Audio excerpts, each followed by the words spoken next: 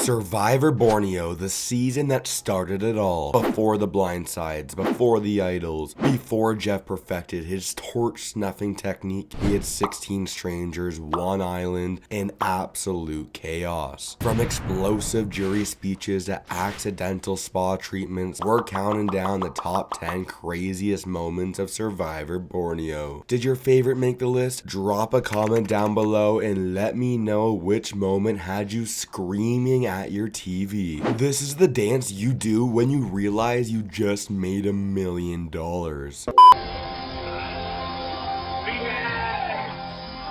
Alright, kicking off the list of the craziest moments from Survivor Borneo, at number 10, we have Richard Hatch securing immunity at the final 7. It's episode 10, the stakes are high, the players are exhausted, starving, and desperate to secure safety. The challenge? A fire-making showdown, where the first castaway to light their torch and burn through a rope wins immunity. Now, most of the players, they're scrambling to gather driftwood, fiddling with flint like their lives depend on it. And then there's Richard.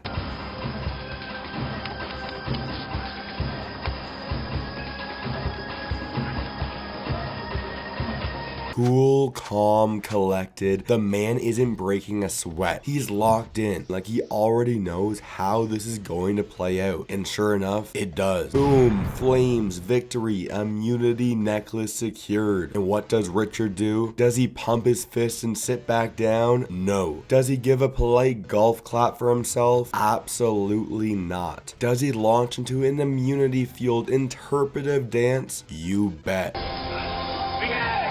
This isn't just any dance, this is I just won Survivor energy packed into a few triumphant twirls. He's spinning, arms flailing, practically conducting an invisible orchestra of his own greatness. And honestly, it's iconic. Now let's talk about why this moment really matters. At first glance, it's just another challenge win, but for Richard, this was everything. By episode 10, the Tagi Alliance was starting to crack. The pagongs, well, the ones that were still standing were gunning for him, and Rich knew that if he didn't win immunity, he could be in serious trouble. With the necklace around his neck, he bought himself another round in the game, secured his grip on the alliance, and took one step closer to becoming the first ever sole survivor. And for a guy who spent the season playing the villain, orchestrating blindside, and revolutionizing the game of Survivor, this was one of those rare, unfiltered, joyous moments where he let loose. For a few glorious seconds, he wasn't the cold-blooded strategist. He was just a guy on a beach loving life. And honestly, that's Survivor magic. The first time I came upon the mud volcano was with Gretchen and Greg. Oh, wow! Look at this. What do you do when you're starving, sleep deprived, and desperately hunting for food on a remote island? Well, if you're pagong, you throw a spa day, obviously. At number 9 on our list of the craziest moments from Survivor Borneo, welcome to the Pagong Mud Party. It's episode 3 of Survivor Borneo. Pagong has just voted out BB Anderson, their resident grumpy old man, and you can feel the collective exhale of relief. Losing a challenge and sending someone home should have dampened their spirits, but instead they're thriving. Operation Tapioca has everything to do with finding tapioca, but we find other things on the way too. Enter Operation Tapioca, a noble quest for food led by the tribe's fearless and practical mom, Gretchen. Alongside Greg and Colleen, the island's most chaotic duo. Did they find tapioca? No. Did they find something far more entertaining? Oh, absolutely. Gretchen, Colleen, and Greg, they were out looking for tapioca so that we could have mashed potato style tapioca root. It's tapioca for sure. While foraging through the jungle, they stumble upon a literal bubbling mud volcano. Now, most survivalists would keep moving, take note of the unusual terrain, and focus on the mission at hand. Not Greg and Colleen.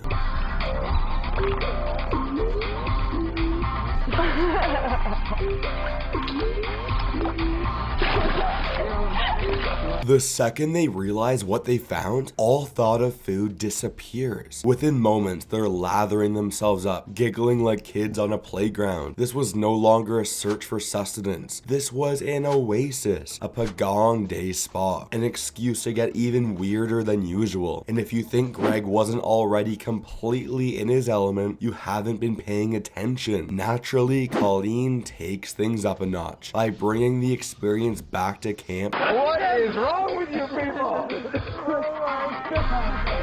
Poor Joel, a man just trying to live his life. One minute he's minding his own business, the next he's being violently inducted into Pagong's newest tradition. The initial horror on his face is priceless, but then he gives in. What started as 3 people losing their minds in the jungle quickly escalated into a full tribe mud bath. It was a great feeling. It's just like a nice little celebration for everybody. To get together, just get dirty, and have a little fun, have a couple laughs. They're all covered in mud, they're giving each other massages, they're laughing like they don't have a single worry in the world. Meanwhile, Toggy is probably over at camp, sharpening spears and plotting world domination. The kind of energy that made Survivor Borneo so iconic in the first place. And yes, they absolutely lost the next challenge. But was it worth it? Absolutely. Wine, lobster, candlelight, and zero chemistry. Survivor's first attempt at matchmaking wasn't just awkward, it was painful. Coming in at number 8 on our list of the craziest moments from Survivor Borneo is the cringe-worthy romantic merge summit. To begin the process, an ambassador from each tribe, Jenna from Pagong, and Sean from Toggy will assess the livability of each other's camp. We're halfway through the game, the tribes are deadlocked at 5-5, and before the merge can officially happen, we need a summit of the brightest minds to decide where the players will live. So naturally the tribe send Dr. Sean and Jenna, because who else but these 2 brilliant players could handle such a delicate negotiation? The reason Sean's not in the alliance because Sean is dumb. Yeah, even Sue wasn't buying this. But hey, we're rolling with it. Sean and Jenna arrive at the sand pit, which is decked out like something straight out of The Bachelor. There's lobster, chilled wine, and bread beds. Welcome. And look at me, I didn't dress for dinner. How you doing? Nice to see you. One chair for you. Wow, we're off to a good start. A little kiss. It's all going according to plan, or at least that's what the producers think. But the sparks, they're just not flying, and Jenna is not buying any of this. Oh man, they're so setting this up for it to be romantic with Sean. And there's not a spark there. But Sean really gives it his best shot. He attempts to flirt by making a joke about sliding into home plate, which earns an okay and a facepalm from Jenna, and eventually admits defeat. We wanted it to be more romantic than it was ever gonna be, but you know, from either end of us, but we really had an exceptional time. The ambiance may have screamed romance, but Sean and Jenna were all business, or at least Jenna was. We talked all night. It helped that they had 4 bottles of wine there. So we drank them all.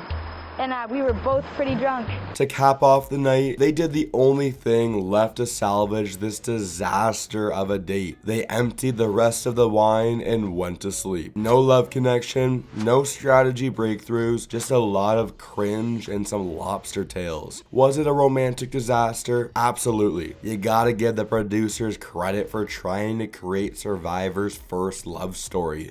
Jenna, how styling are we?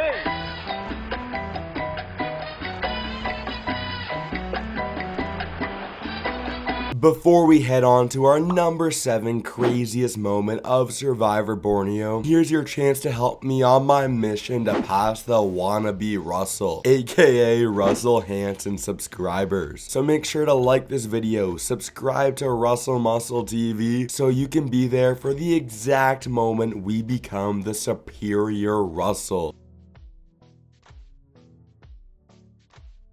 We know it, we love to watch it, and we would probably throw up if we had to do it. Coming in at number 7 of the craziest moments of Survivor Borneo, we have Jervase battling the giant beetle larva. 3, 2, 1.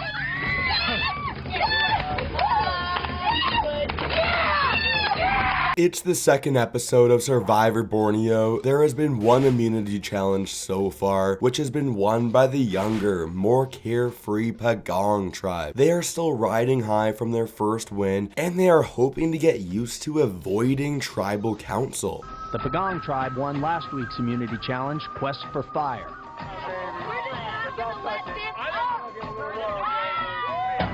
The first member of the opposing Tagi tribe has been eliminated. The game is tough, but seemingly on their side as they approach the next chance to win immunity. Jervase leads the charge as Pagong walks into the challenge. They're all hooting and hollering, barely able to contain their excitement. Of all the Pagongs, Jervase is probably the most riled up and filled with spirit and enthusiasm. He even shakes Jeff's hand like an old friend. To say he's feeling confident would be the understatement of the century.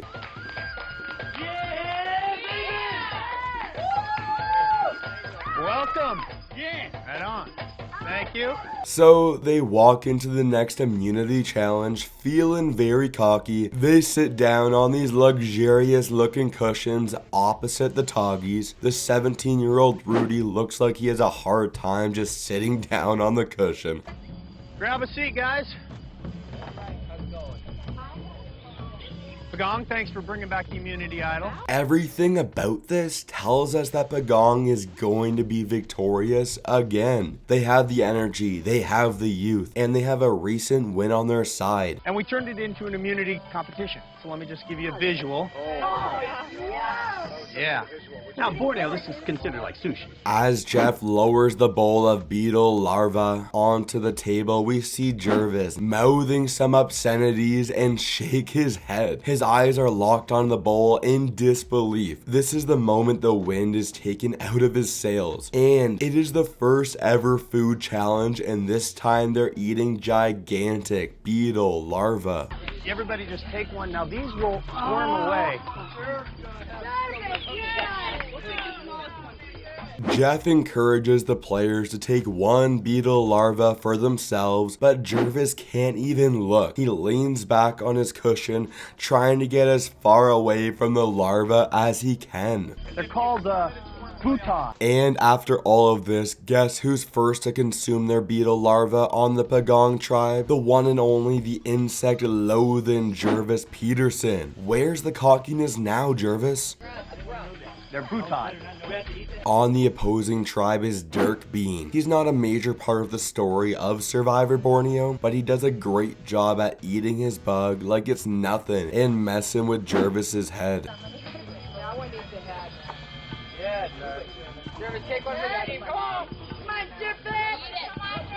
And this is where all the pressure comes down to Jervase. If he can't eat this bug, the Pagong tribe will lose immunity. And who would be the person to get rid of now? How about the guy who cost you the challenge? Who's that again? Oh, right, Jervase.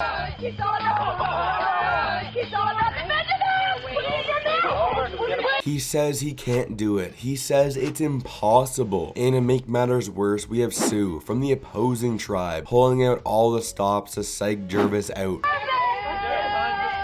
Jervase, I'm gonna count to 5. Countdown from 5. Jeff never sets a time limit. He just said that everyone had to eat a bug. But even from the first season, CBS was running a tight ship with Survivor Borneo. They weren't going to be waiting all day. They had a schedule to follow, people to eliminate, and most importantly, Jeff had to return to his cabana to receive a neck massage. So in the interest of getting the show on the road, Jeff gives Jervase a countdown starting from 5.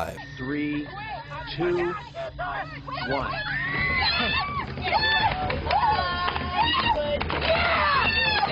Jeff even claps and congratulates him. Everything is looking up for the Big G. Unfortunately, after all that, the Pagong tribe didn't end up winning immunity. They had a final lightning round where each tribe had to pick a member of the opposing tribe to eat 2 beetles as fast as possible. Jervase was chosen, and sadly, he didn't win.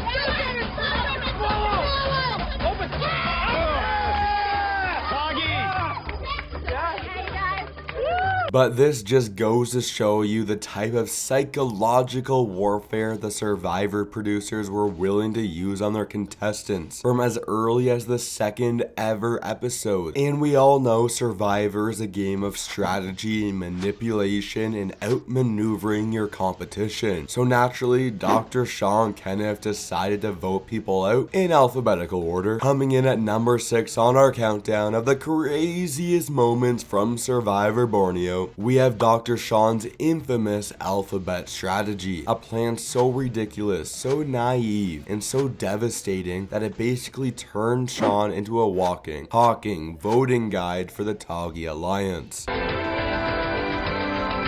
Sean's brilliant idea was simple. Avoid making emotional voting decisions by strictly following the alphabet. It's his way of keeping things fair and not upsetting anyone. The way I feel, like, my votes, you know, are going to go alphabetical. So today's Jenna. If I'm going to be the swing vote, which I don't think I will be, then I won't vote for her, obviously. On paper, that sounds really nice. In reality, it made him the most predictable player on the island. And in a game where predictability is the kiss of death, Sean might as well have handed Tagi a cheat sheet to take over the season. Even Jeff couldn't resist poking fun at it. Sean, Yes, I gotta ask you about the alphabet thing. the alphabet. Give me the rationale so I'm absolutely clear on it. Yes, Sean, that is nice. Almost as nice as handing a 4-person alliance the easiest path to steamroll the game because you're essentially casting your vote in advance. And Jenna, well, she isn't exactly thrilled to hear her name come up just because it started with a J.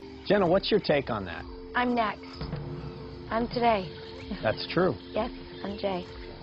That's cool. Spoiler alert, Jenna did not think it was cool, but Sean reassured her that it was nothing personal.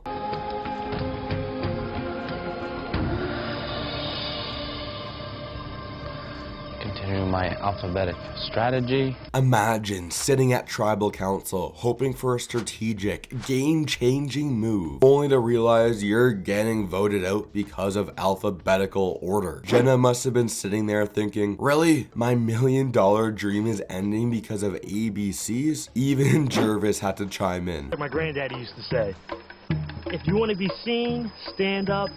If you want to be heard, speak up. And if you want to be appreciated, shut up. Sean's strategy didn't just make him an easy target, it made him an unintentional accomplice. The Tagi Alliance didn't even have to try to control his vote, he was doing all the work for them. The worst part, he never did anything about it. If Sean had just taken a second to think, he might have realized that by announcing his vote in advance, he was giving the actual strategist in the game a free ride to the final. But no, he was too busy organizing the cast like a high school yearbook. It was almost impressive how committed he was to the bit. So in the end, Sean did make history, just not in the way he probably intended. His alphabet strategy may have been one of the worst strategic moves ever made, but it's also one of the funniest. And for that, Sean, we thank you. But before the alliances, blindsides, and jury votes to find Survivor, Richard Hatch planted his flag and said, I'm the winner. It was bold, it was cocky, it might have just changed reality TV forever. Coming in at number 5 on our craziest moments from Survivor Borneo, we have Richard Hatch's iconic $1 million declaration right in the very first episode. You guys,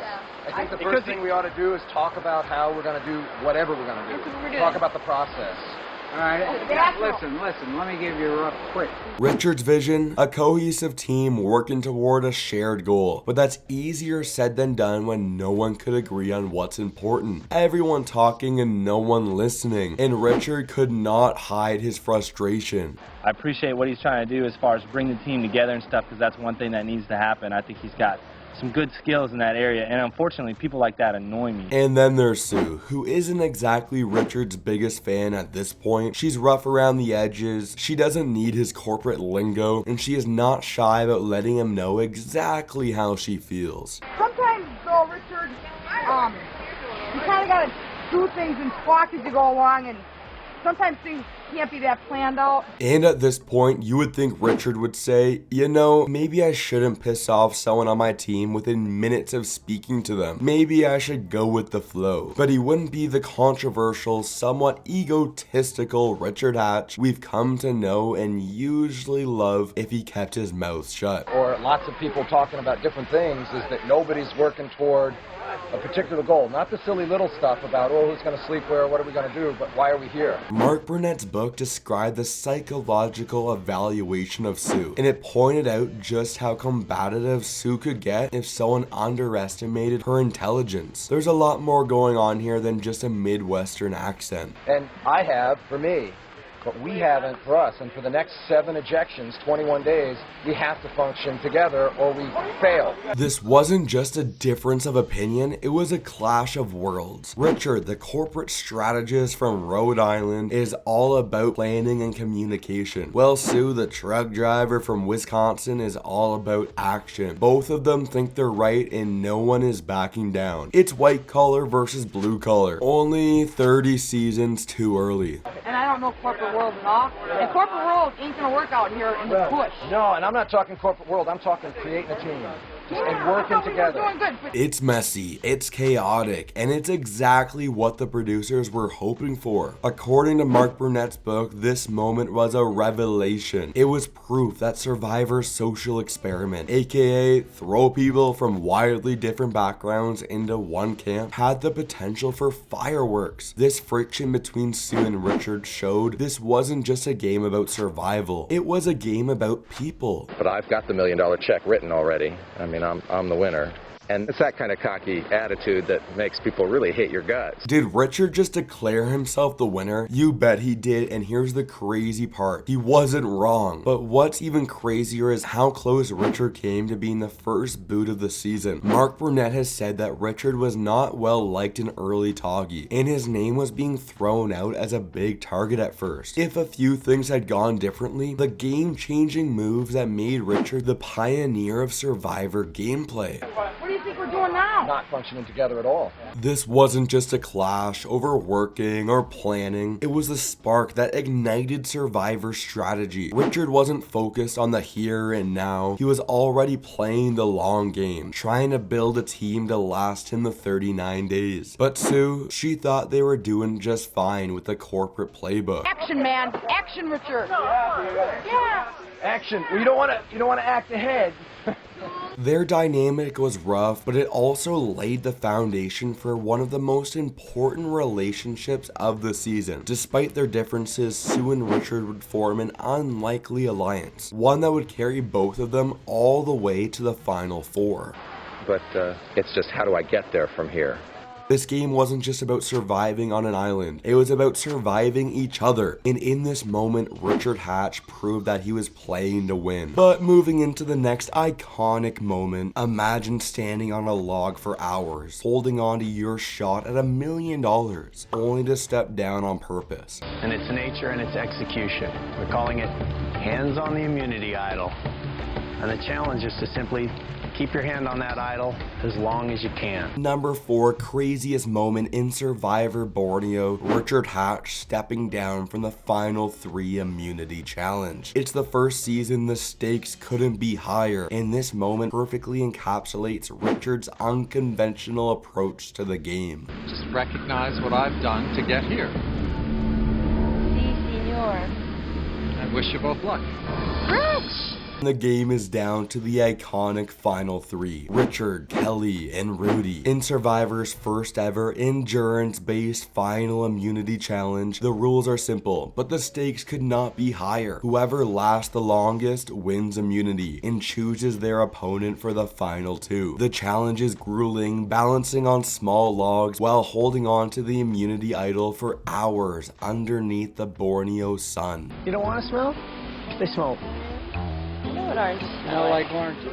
Oh, you don't know what these oranges smell like. 2 hours in, Jeff begins tempting the finalists with food, but no one will budge. Then, at 2.5 hours, Richard decides to do the unthinkable, acknowledges that he'll never outlast the first ever challenge beast Kelly, and voluntarily drops out of the challenge. Why did he do it? It was all strategy. If Rudy won immunity, lovable veteran Rudy would probably win the whole game. If Richard won the challenge, he'd face an impossible choice. Take Kelly to the final 2 and betray Rudy and lose the jury's respect, or take Rudy and lose outright. By stepping down, Richard forced Kelly into a no-win scenario. She would have to be the one to cut Rudy and look like the biggest villain to the jury. Just recognize what I've done to get here. Si, senor. I wish you both luck. And Richard's $1 million gamble paid off. Kelly outlasted Rudy, voted him out, and created the best possible scenario for Richard to win over the jury. This wasn't just about who could outwit, outplay, or outlast. It was about who could make their opponent do their dirty work. And with that, Richard Hatch proved why he's one of the most legendary players in Survivor history. But we are now taking a step back at the first ever blindside so brutal, it left an entire tribe stunned in silence. This is the moment Survivor became the game we know today. Coming in at number 3 on our list of the craziest moments from Survivor Borneo, we've got Gretchen Cordy's blindside. Gretchen. Oh my god. Oh my god.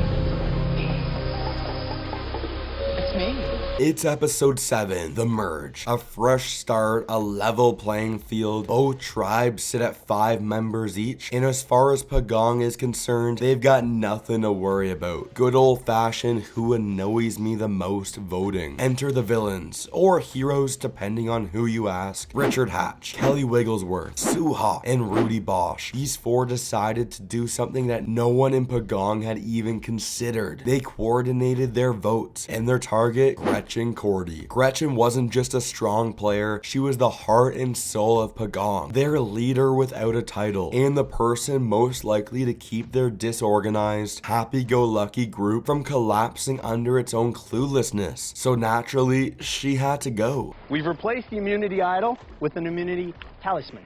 So you will wear this around your neck. That means that at Tribal Council, you cannot have any votes cast against you. And then there was Sean, a literal brain doctor, decided that the best way to handle voting at this point in the game was to follow the alphabet strategy, voting for players in alphabetical order. Yes, we already talked about it. This was an actual thing that happened. I am not really employing any strategy. I'm going voting for Colleen today. I love her. She's cute, adorable, and nice to look at. While the Toggy 4 were out here revolutionizing Survivor strategy, Sean was over here casting a vote as if he were organizing a filing cabinet. And so at Tribal Council, the chaos unfolded. Votes started coming in. First one for Rich, then one for Colleen, then one for Rudy. The Pagongs were all over the place. And then the 4th vote for Gretchen landed. Suddenly, the smiles faded, eyes widened, reality hit. Gretchen. Oh my god. Oh my god. It's me. This wasn't just a vote out. This was a betrayal on a level that Pagong didn't even know was possible. The first ever real blindside had happened.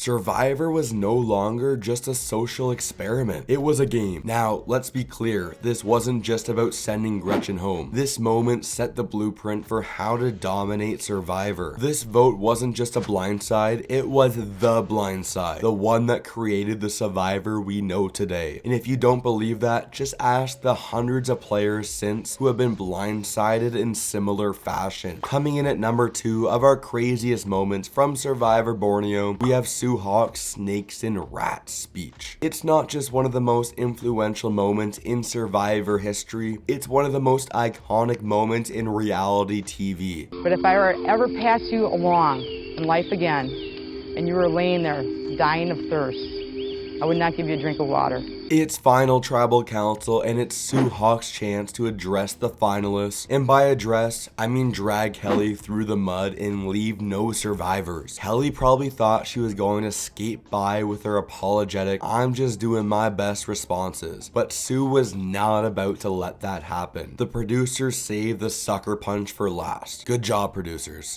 But Kelly, go back to a couple times Jeff said to you, what goes around comes around. It's here. Sue played the game loyal and upfront, at least in her own eyes. Kelly played both sides, jumping between alliances. Sue wasn't mad that Kelly betrayed her. She was mad that Kelly tried to play innocent while doing it. You did get stomped on national TV by a city boy that never swam, let alone been in the woods or jungle or rode a boat in his life. Sue doesn't ask a question, she delivers a monologue. She starts with Richard. She calls him arrogant and pompous, but also admirable, because at least he owned it. He played cutthroat survivor without pretending otherwise. He worked for his win. And then she turns to Kelly and it's over. She calls her a failure. And then the famous moment. Sue's voice, dripping with venom, looks Kelly in her eyes and says, I would let the vultures take you and do whatever they want with you, with no ill regrets. Richard, the snake, the calculating predator who struck when the time was right. Kelly, the rat, the scrambling, nervous, disloyal survivor. And in Sue's mind, there was only one way for this story to end. To let it be in the end the way Mother Nature intended it to be, for the snake to eat the rat. Here's the funny part. Sue's speech was supposed to destroy Kelly's chances at winning, but in reality, it may have actually helped her. Now let's be real. Some people say the speech was cringeworthy, that the jurors looked annoyed by how over the top it was, and sure, not everyone was eating up the theatrics. Sue made Borneo as much of a juggernaut season as Richard did. Without her, there is no snakes and rats. There is no Survivor as we know it today, and for that we owe her our eternal gratitude. As we move into the moment that started it all. Coming in at number 1 on our craziest moments from Survivor Borneo, we have the marooning. From this tiny Malaysian fishing village, these 16 Americans are beginning the adventure of a lifetime. A tiny fishing village off the coast of Malaysia, 16 strangers, no rules, no alliances, just pure, unfiltered survival. These 16 Americans are beginning the adventure of a lifetime. And then, time for everything to get real. The players board a supply-filled fishing boat, eyes darting, minds racing with questions. How do we start a fire? What if we don't find food? But never mind that, because first, chaos has to happen. Are we getting 2 of these? Where's our box? The answer, take what you can and don't ask questions. Jeff Probst drops the bombshell. 2 minutes to grab whatever you can. They've been given 2 minutes to salvage whatever they can off this boat. Their destination, this island right here. This is the first ever Survivor challenge, and they didn't even realize it. Some grab fishing gear, others panic and grab literally anything in arm's reach, and a few just try not to fall overboard. Oh, let's do it! Here we go!